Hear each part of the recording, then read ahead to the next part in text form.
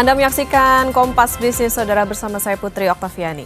Dengan konsumsi BBM per hari 1,6 juta barel, kapasitas 6 kilang milik Pertamina hanya bisa memenuhi 1,1 juta barel. Indonesia masih harus impor BBM dari negara lain. Inilah yang membuat Menteri Keuangan Purbayayudi Sadewa meradang di depan Komisi 11 DPR. Menteri Keuangan Purbayayudi Sadewa dan Menteri ESDM Bahlil Lahadalia saling saut urusan energi. Di depan Komisi 11 DPR, Menkyu Purbaya kesal lantaran sejak tahun 1998 Pertamina tidak menambah kilang baru. Sampai saat ini, Pertamina lewat anak usahanya yaitu Kilang Pertamina Internasional mengoperasikan 6 kilang. Rinciannya, refinery unit di Dumai, Riau, Pelaju, Sumatera Utara, Cilacap, Jawa Tengah, Balikpapan, Kalimantan Timur, Balongan, Jawa Barat, Kasim Sorong, Papua Barat. Total kapasitas kilang ini mencapai 1.100 MBOPD, yang berarti ribuan barel minyak per hari. Kami sederhanakan jadi 1,1 juta barel minyak per hari. Kita pernah bangun kilang baru nggak? Nggak pernah. Sejak itu sampai sekarang nggak pernah bangun kilang baru. Jadi nanti bapak-bapak kalau ibu-ibu ketemu Danantara lagi, minta Pertamina bangun kilang baru. Saya pernah, waktu saya di Maritim, saya pernah tekan mereka tahun 2018 untuk bangun kilang. Mereka janji mereka akan bangun 7 kilang baru dalam waktu 5 tahun. Sampai sekarang kan nggak ada satu. Jadi kilang itu bukan kita nggak bisa bikin atau kita nggak bisa bikin proyeknya, cuman Pertaminanya males-malesan aja. Saya pernah kasih ke mereka biar aja karena mereka jelek-jelekin saya kemarin kan. Saya pernah kasih tawaran ke mereka kalau nggak bisa bikin ya udah, ini ada investor dari Cina mau bangun kilang, Anda perlu beli 30 tahun, setelah 30 tahun Anda dapat kilangnya gratis. Pertamina bilang kami keberatan dengan usul tersebut karena kami sudah over capacity. Waktu itu saya kaget, over capacity apa? Kami sudah rencana bangun 7 kilang baru, satu pun nggak jadi kan? Mereka bilang iya tapi ke depan akan jadi, sampai sekarang nggak jadi. Yang ada malah beberapa dibakar kan. Dengan kapasitas 6 kilang terpasang, berapa konsumsi PBM per hari di Indonesia? Kompas Bisnis pakai data Shake Data, BP PLC. Dalam 5 tahun terakhir, angkanya cenderung naik. 2019, 1,58 juta barel per hari dan turun sepanjang pandemi. Kemudian, angkanya kembali naik di tahun 2023 menjadi 1,6 juta barel per hari. Kritik Menkyu Purbaya direspons Menteri ESDM, Bahlil Lahadalia. Kata Bahlil, ESDM fokus pada proses. Saya tidak mau mengomentari pernyataan orang lain. Silakan ditanyakan kepada yang mengomentari. Tugas saya adalah bagaimana memastikan agar mengawasi teman-teman kolaborasi dengan Pertamina untuk yang kilang-kilang lagi berjalan bisa cepat selesai. Soal kilang terbakar aja kalau gitu nggak apa-apa. Ya, kilang terbakar tanyakan dulu kepada Pertamina karena tim saya belum pulang dari lokasi. Antara kebutuhan dan kapasitas yang tidak cocok membuat Indonesia harus mengimpor BBM tiap hari. Setidaknya 500.000 barel untuk menutup kekurangan. Tetapi membangun kilang juga tidak murah. Ada banyak aspek yang memengaruhi, seperti target kapasitas, lokasi, desain dan teknologi, investor, studi kelayakan, sampai kepastian hukum dan perpajakan yang ada di bawah Kementerian Keuangan. Imran Fadilah, Diah Mega Anjaya, Tim Liputan, Kompas TV.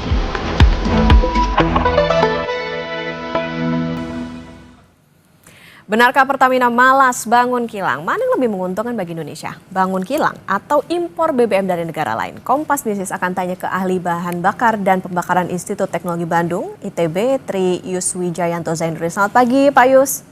Ya, selamat pagi, Mbak. Pak Yus, Pertamina dikatakan malas bikin kilang. Ini problemnya apa sih, Pak Yus? Sebetulnya emang nggak murah atau khawatir oversupply? Iya, kita itu terakhir bangun kilang tahun 1984 ya, Mbak.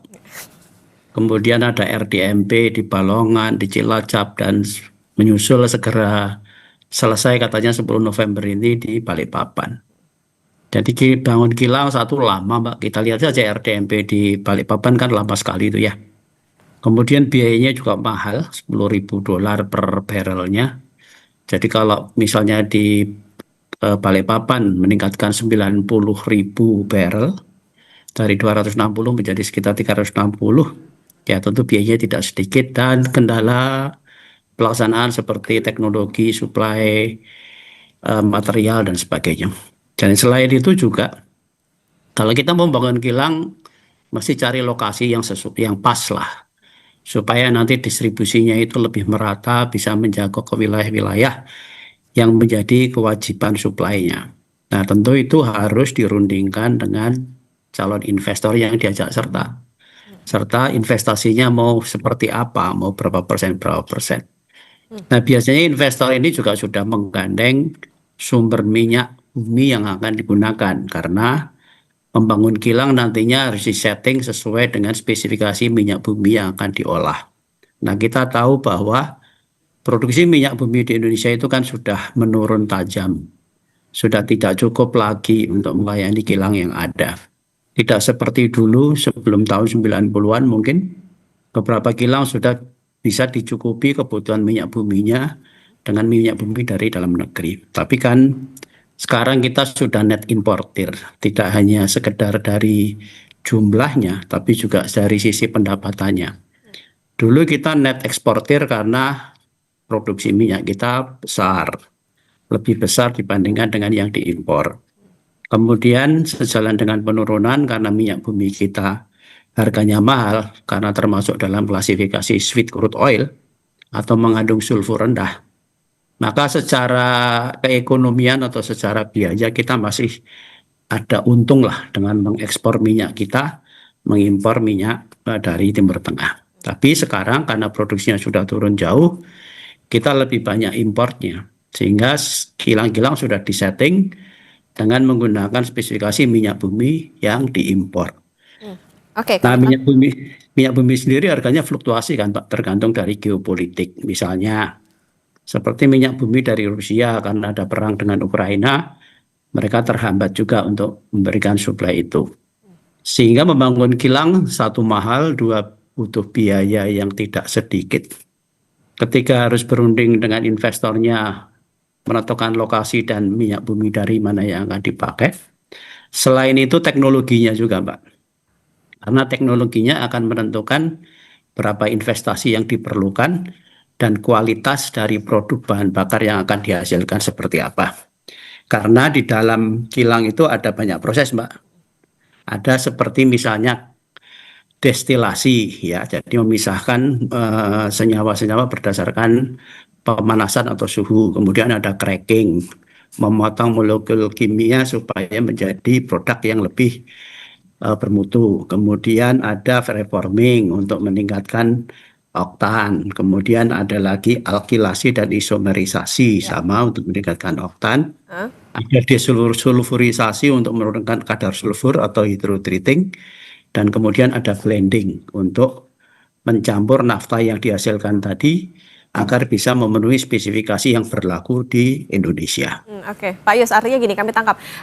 Berarti untuk membangun kilang ini kan tentu nggak murah tadi ya. Dan tadi juga dikatakan soal bagaimana nantinya teknologi, kemudian produk yang dihasilkan, lalu juga bagaimana yang dihasilkan dari kilang tersebut. Nah, tapi Pak Yus, kalau kita bicara margin, lebih banyak buat Pertamina yang mana nih? Bangun kilang baru atau justru nambah kapasitas kilang yang sudah ada? Meskipun tadi kalau Pak Yus bilang sebetulnya yang diproduksi ya sudah menurun dibandingkan dengan sebelum tahun 90-an itu tadi.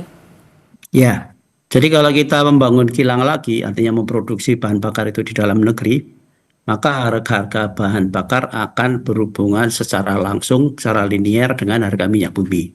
Kan sekarang banyak masyarakat kita yang bertanyakan, kenapa ketika minyak bumi harganya turun, kok bahan bakar kita malah naik? Nah, karena kita membeli bahan bakar jadi dari Singapura, di mana dalam pembelian bahan bakar itu berlaku hukum ekonomi.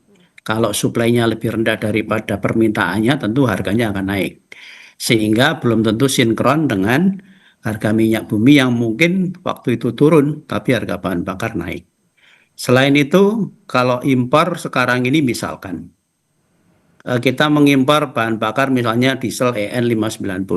Harga dari sana FOB sekitar $490-500 per metric ton. FOB. Artinya kalau CIF sampai di Indonesia, anggap sajalah sekitar 600, itu masih jatuhnya di sekitar 9.600, Mbak. Nah, itu tentu harga itu akan dibandingkan dengan kalau kita memproduksi sendiri di kilang dalam negeri. Harga minyak buminya berapa, harga untuk memproses di kilang itu berapa, lebih murah mana? Karena Pertamina juga sebagai entity bisnis diminta untuk oleh pemerintah kan harus untung juga, harus setor dividen juga.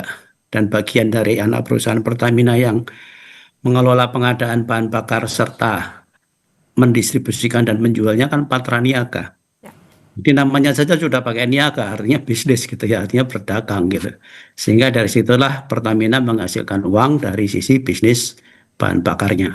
Nah, tinggal nanti pasti akan dihitung kalau membangun kilang sendiri produknya akan jatuh di harga berapa. Sementara dibandingkan dengan impor, mana yang lebih murah. Tapi tentu dari sisi ketahanan energi, mengimpor bahan bakar itu bukanlah sebuah solusi. Karena kita rawan di embargo. Jadi suatu saat misalnya kita tidak setuju dengan kebijakan politik dari negara lain. Lalu kita di embargo, kita tidak mendapatkan suplai bahan bakar karena produksi dari kilang dalam negeri juga tidak bisa mencukupi kebutuhan nasional, tentu kita akan kekurangan bahan bakar. Dan itu sangat membahayakan perekonomian dan kemakmuran masyarakat kita, gitu Mbak. Oke, menarik tadi soal bagaimana impor ini sebetulnya bukan solusi karena tadi ya Pak yang akan bergantung juga bagaimana situasi geopolitik. Pak Yus, nanti kita lanjutkan kembali dan saudara tetap bersama kami di Kompas Bisnis.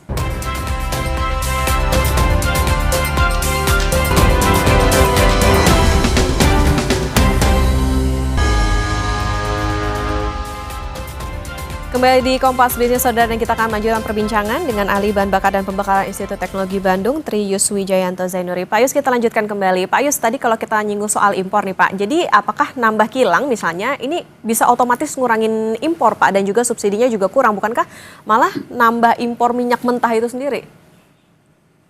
Iya Mbak, jadi karena minyak mentah yang dihasilkan kita di dalam negeri itu sudah tidak cukup lagi ya untuk mensuplai kilang yang ada.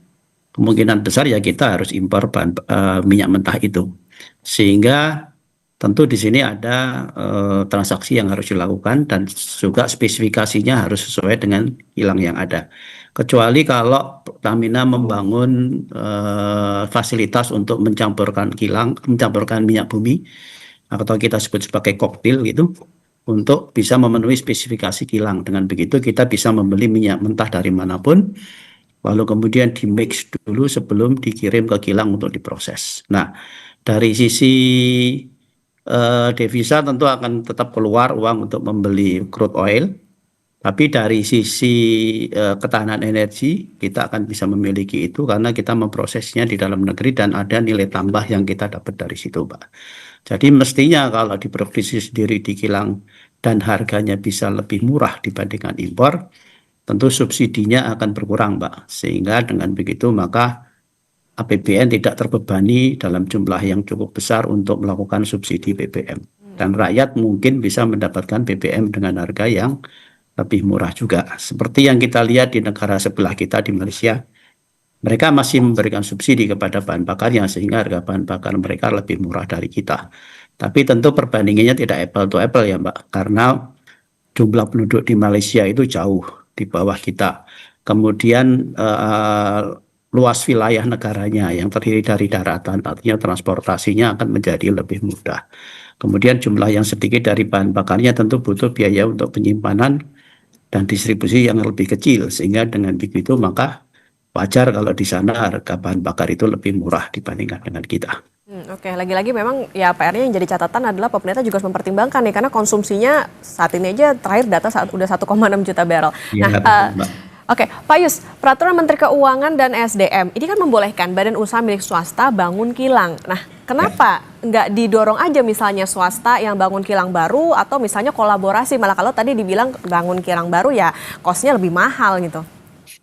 Ya, sebenarnya saya kira mungkin pemerintah juga membuka opsi itu ya, Mbak. Boleh membuka kilang dan kalaupun swasta membuka kilang mungkin jangan ada di Jawa.